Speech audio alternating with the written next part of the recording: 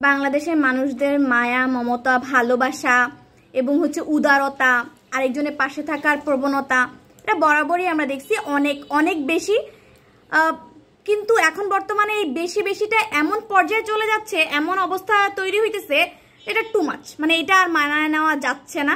আর এটার প্রমাণ আবার হচ্ছে মানুষ দিচ্ছে বাঙালিরা, সেটা হচ্ছে বন্যায়। মানে এত করা দরকার নেই, অতিরিক্ত কোনো কিছুই ভালো না।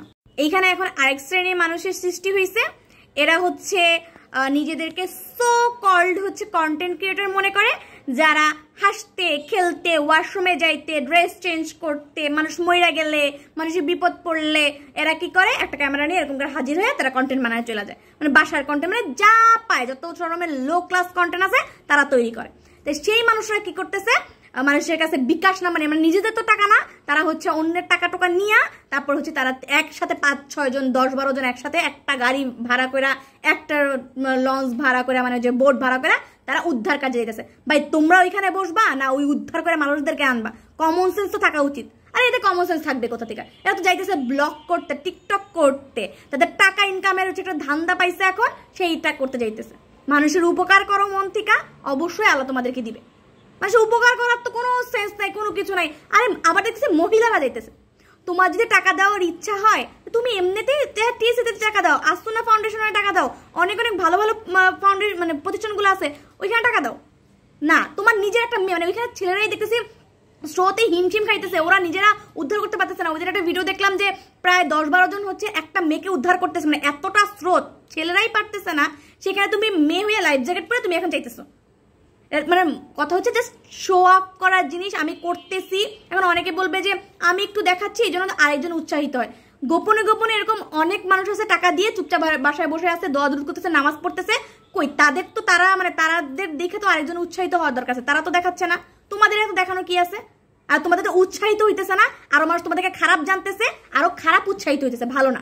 মানে যারাও ভাবছিল যে ঠিক আছে আমরা একটু আসুনা ফাউন্ডেশনে দিয়ে দিব, ঠিক আছে আমরা টিএসসিতে দিয়ে দিব, তখন তারা কি ভাবতেছে?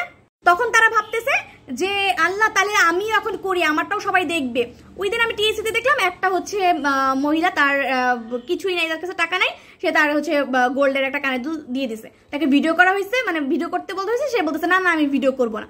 তো মানে এইগুলা হইতেছে, সে তো স্বর্ণের, এখন স্বর্ণের যে দাম, সে স্বর্ণের জিনিসটা দিয়ে দিছে, সে তারপরেও ভিডিওতে আসতে যাচ্ছে না, মানে তার পরিচয় আনতে চাইতেছে না।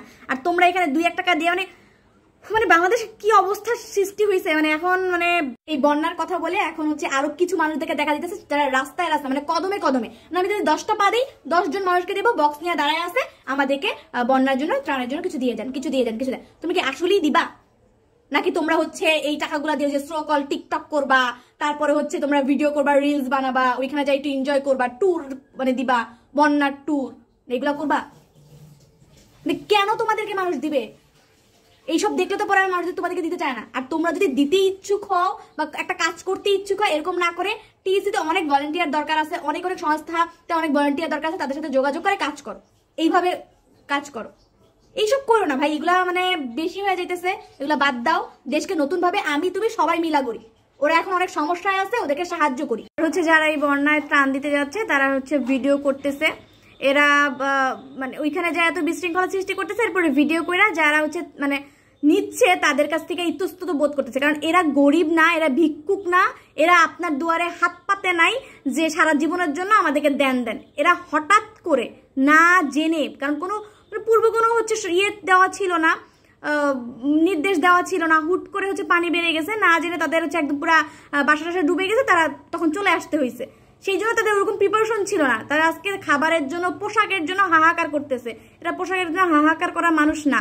সো এদেরকে দিলে ভালো কাপড় চুপড়ি দিবেন, আর এদেরকে যখন আপনারা ত্রাণ দিবেন, ত্রাণ বলবেন না, হাদিয়া বলবেন, গিফট বলবেন, আর এদেরকে খুব ভালো মন মানসিকতা নিয়ে দিবেন। কোনো প্রকার মোবাইল বা ভিডিও করবেন না, এটা আপনাদের কাছে আমার একটা অনুরোধ।